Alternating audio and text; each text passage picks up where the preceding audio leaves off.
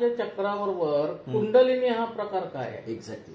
आपल्या शरीरामध्ये दोन अल्केमाइज आहेत, म्हणजे एनर्जी सेंटर.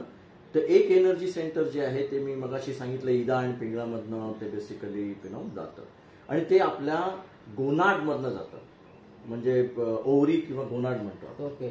तर ह्याच्याशी निगडीत ही जी असते ती एनर्जी असते.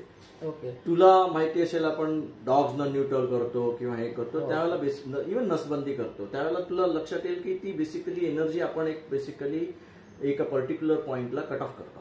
ओके. इव्हन खूप गुंड वगैरे पण जास्त हे असेल ऍक्टिव्हेट असेल तर त्यांचं ते बेसिकली केलं जातं, कारण त्यांचं जे एनर्जी असते ती बेसिकली थांबवायला लागते आपल्याला.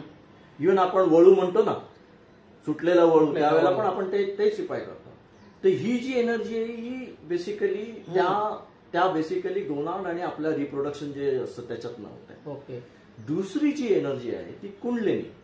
कुंडलिनी मी तुला गणपतीशी पण सांगितलं होतं की ही जी शक्ती आहे ही एक कुंडलिनी शक्ती आपल्याला देवाने दिलेली आहे. ती 3.5 कॉईल असते ती, आणि ती 99.95% ती डॉर्मॅट स्टेटमध्ये असते. ओके.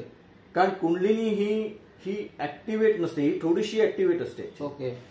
पण ही जेव्हा कुंडलिनी जेव्हा ऍक्टिव्हेट होते तुझ्या प्युरिफिकेशन मधून ऍक्टिव्हेट होते, खूप वेळा ऍक्सिडेंटली पण ऍक्टिव्हेट होते. आणि ती एनर्जी, तू प्रश्न जो विचारला होतास की नाही की हे चक्र काय किंवा कुंडलिनी काय, तर हे दोन फक्त हे आहेत.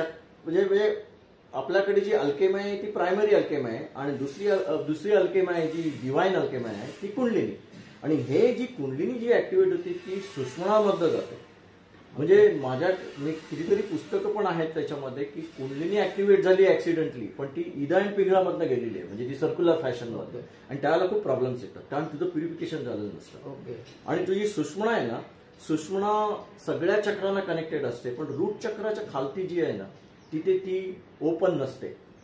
त्यामुळे सुषुम्ना आणि कुंडलिनीच्या अगोदर सुषुम्ना ओपन झाली तर कुंडलिनी त्या सुषुम्नामधनं स्ट्रेट जाते सगळ्या चक्रांना. तर ही जी एनर्जी सेंटर आहे ती फक्त दोन आहेत, एक प्रायमरी अल्केमा आहे आणि दुसरी आहे ती कुंडलिनी. कुंडलिनी हॅपीनेस पण आणते.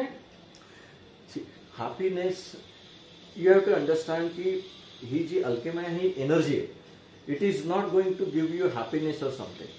एनर्जीने काय होतं की तू प्रोसेस करतोस, लाईक लॅपटॉपमध्ये सगळे सीपीयू आहे, सगळं आहे, प्रॉम्प्ट्स आहेत, पण तुला लॅपटॉप रन करण्याकरता तुला एनर्जी लागणार. ती एनर्जी तुला ऑक्सिजन पण त्याने बेसिकली जेव्हा हे होतं त्यावेळेला ती बेसिकली ती ऍक्टिव्हेट होते. आता म्हणून म्हणतो की ह्या तीन गोष्टीमध्ये ही जी एनर्जी आहे ही ब्रह्माशी रिलेटेड आहे. आणि तुझ्याकडे जे दोन ड्युअलिटी म्हणतो त्यावेळेला तुझं इमोशनल आणि इंटेलिजन्स, ह्या दोन ह्याच्याकरता तुला एनर्जी लागतेच. त्यामुळे तुला ही जी प्रायमरी अल्केमा आहे आणि कुंडलिनीची एनर्जी ही तुला ह्या दोन गोष्टी करता लागतेच. म्हणजे तू ब्रह्मा जो आहे हा तू करशील, हा ब्रह्माचं जे आहे ते एनर्जी सेंटर आहे. It is associated with your kundalini also. म्हणजे कुंडलिनी जेव्हा राईज होते, कारण प्रत्येकाला लागते एनर्जी.